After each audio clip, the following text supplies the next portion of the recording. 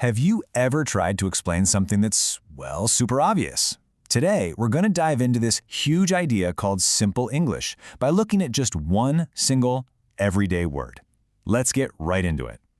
All right, so here's a question for you right now. How would you explain a tooth? Seriously, give it a shot. It sounds so easy, doesn't it? But trying to define something that we all just know without making it sound super complicated, well, that's where things start to get really interesting. And that is exactly why we're starting with the word tooth. I mean, think about it. It's a perfect case study. It's universal, it's tangible, and it's probably one of the very first words a lot of us ever learned.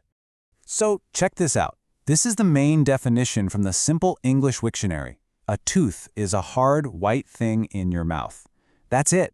It's almost beautiful in its simplicity, isn't it? There's no scientific jargon, no complex biology. Just a direct, clean explanation that anyone can understand in a heartbeat. And they don't just stop there. Right after that definition, you get this simple sentence for context.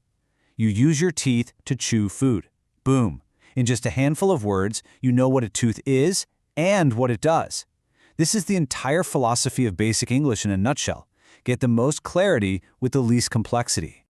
Now you might be thinking, okay, it's simple. So what? But here's the thing.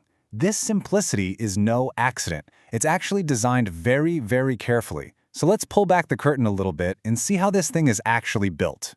What's really cool is that the entry goes beyond just the one in your mouth. It also defines the tooth on a saw and the tooth on a gear. And this is a really important point.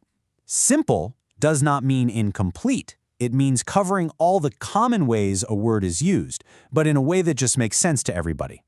Then you've got these symbols. This is the International Phonetic Alphabet, or IPA. You can think of it as a universal system for pronunciation.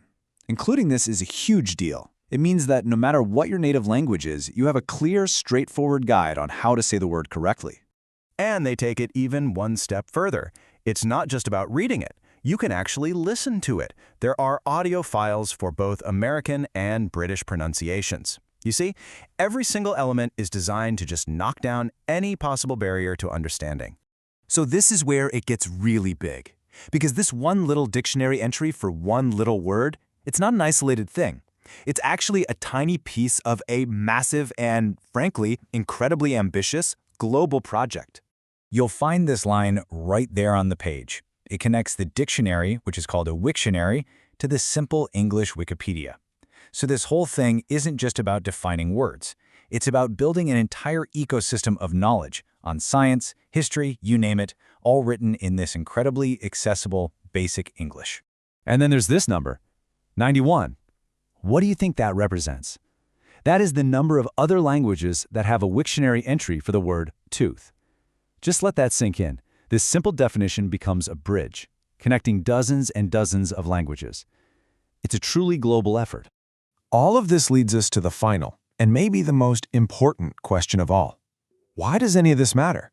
What is the real power behind this constant drive for simplicity? Well, you know, every choice we make in how we communicate has a trade-off.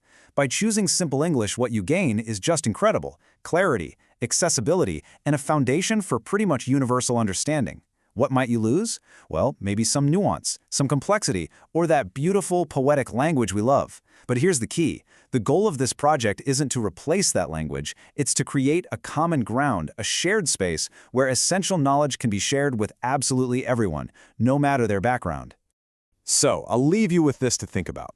In a world that feels like it's getting more and more complex every single day, could it be that simple, clear language is the most powerful tool we have to actually connect with each other?